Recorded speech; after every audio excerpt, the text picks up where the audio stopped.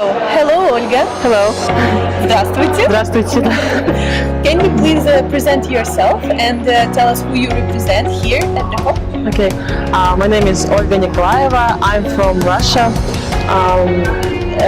I'm here to represent the project of Global Arctic Youth Network, and also I would like to add that I'm working in legal department of Russian Association of Indigenous Peoples of the North.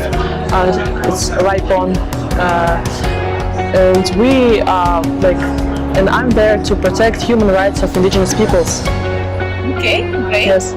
And why are you here specifically at the COP? Well, yes, as I mentioned, I came here with delegation of 5 people representing to Nordic Council our project of Global Arctic Youth Network, which is a great place to gather all the youth people from all over the world, protecting our environments. Also, we're working on issues of biodiversity, climate change, and cultural equality. Okay. And can you tell us, please, how you and your people feel about biodiversity? Well, of course, climate change, it affects the species and all the species we have, and biodiversity is one of the things that's really into our culture of indigenous peoples.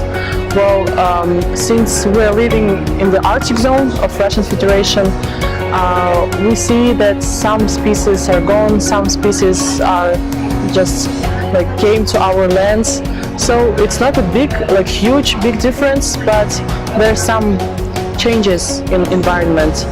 So also I would like to say that indigenous peoples are the peoples who are very adaptive, I would say, to changing environment, and it's in genetics of indigenous peoples to analyze things that are changing, and we are finding new ways to live around all these things. Okay, good. And what is the relationship between biodiversity and your cultural identity?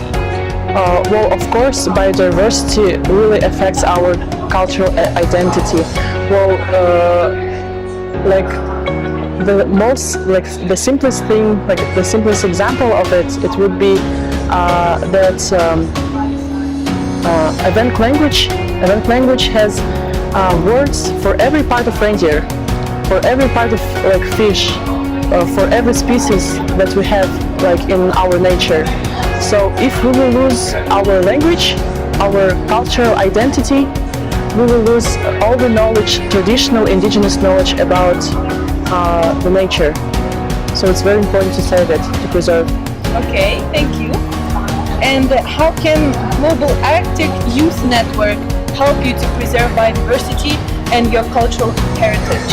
Yes, well, Global Arctic Youth Network is a project where we can share our experiences, first of all. So as I'm as a member of Youth Council among indigenous peoples in Russia, we have our own experience. We can share, we can tell how we help our people to get education, to get jobs, to save our culture, to do a national kind of sports, ethnical ones.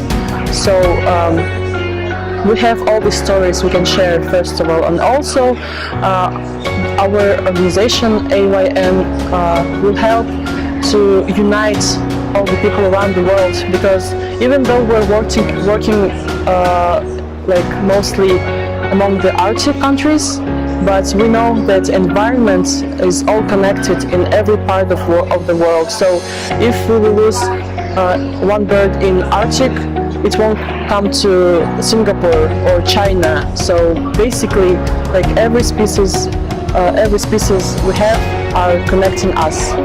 Okay. And at the end, what do you expect from COP24 this year?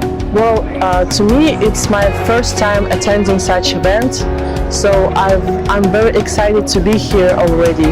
But of course, I'm looking for new meetings, like to meet new people, to share, to listen their stories, and also I'm very glad to share my stories and my ideas.